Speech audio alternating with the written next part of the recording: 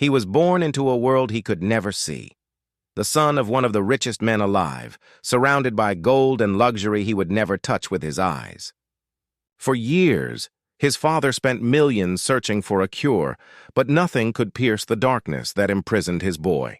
Then one day, fate led him to a forgotten neighborhood on the edge of the city, where a poor black boy lived with nothing but hope in his heart.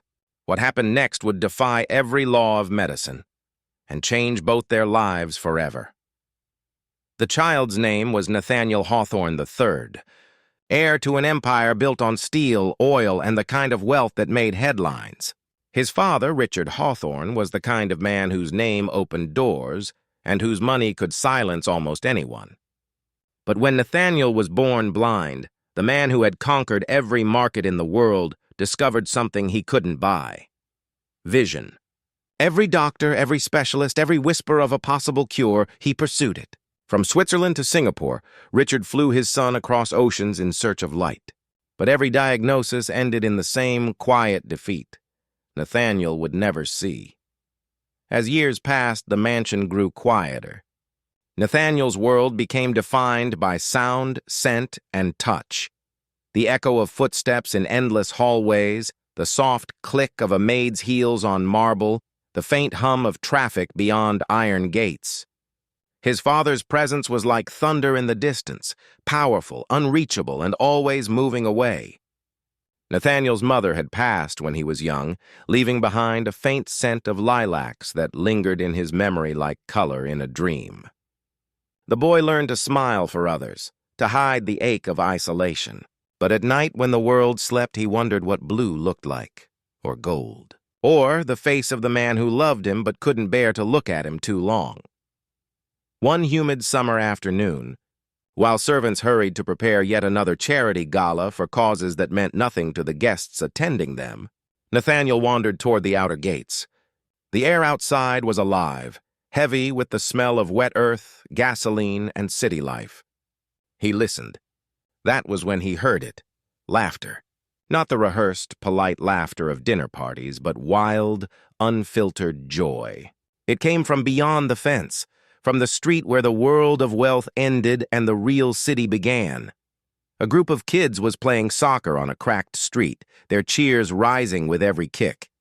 But one voice carried above them all, bold, fearless, alive: Elijah.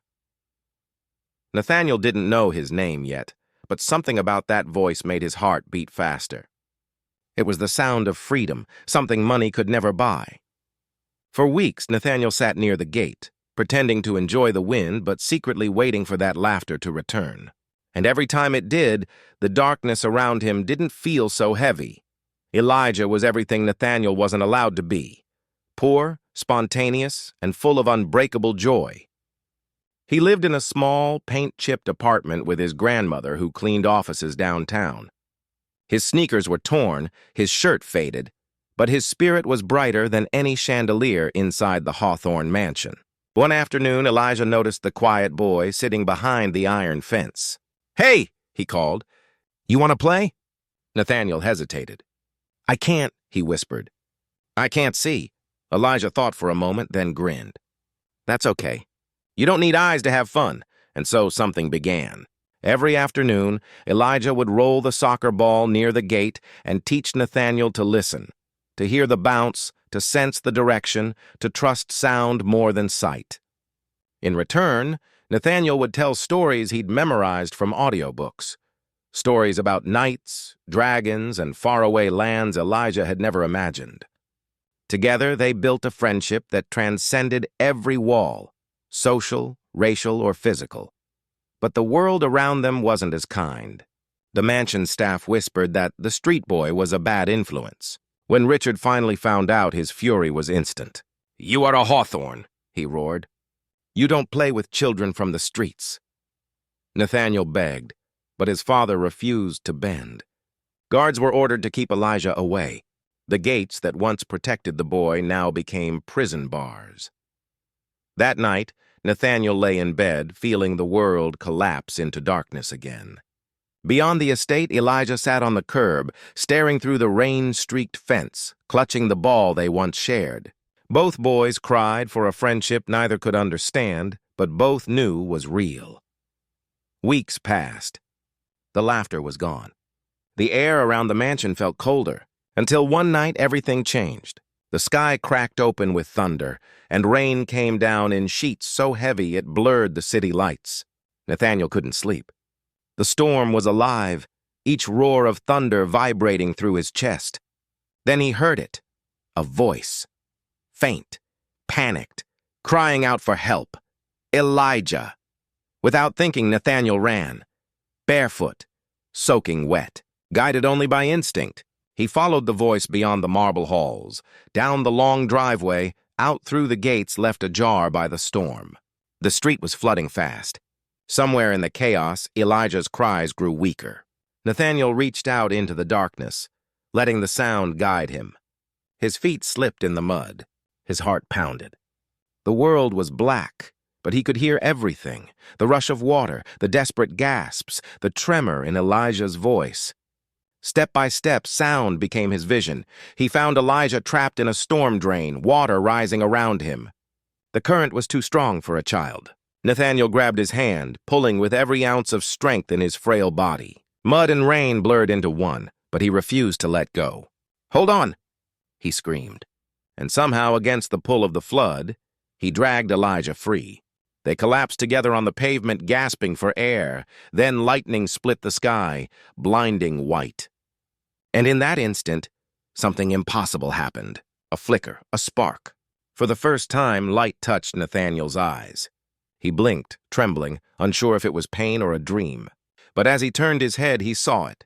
Elijah's face wet with rain and tears. The first image he had ever seen was not gold or glass or wealth. It was humanity. When morning came, Richard returned to find chaos. Paramedics, muddy footprints, and his son, standing outside, drenched, eyes open, staring straight at him. For a moment, the man forgot how to breathe. "Dad," Nathaniel said softly, his voice trembling. "I can see." Richard's empire, his millions, his power, none of it had prepared him for that sentence. He fell to his knees, clutching his son, crying harder than he had the day his wife died. News spread like wildfire. Reporters, doctors, scientists. Everyone wanted to know how it had happened. Some called it divine.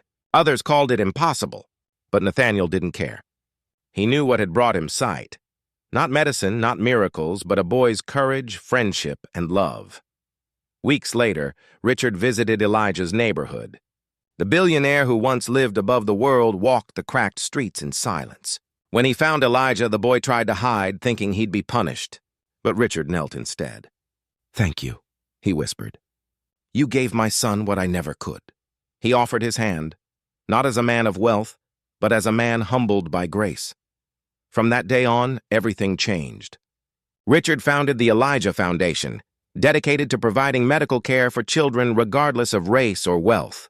Nathaniel and Elijah remained inseparable. Their friendship a living reminder that humanity is the only true measure of worth. Years later, when Nathaniel told their story to crowds around the world, he would always end it the same way. Sight isn't just what your eyes show you. It's what your heart refuses to ignore. And maybe, just maybe, if more people saw the world that way, it wouldn't need so many miracles to heal.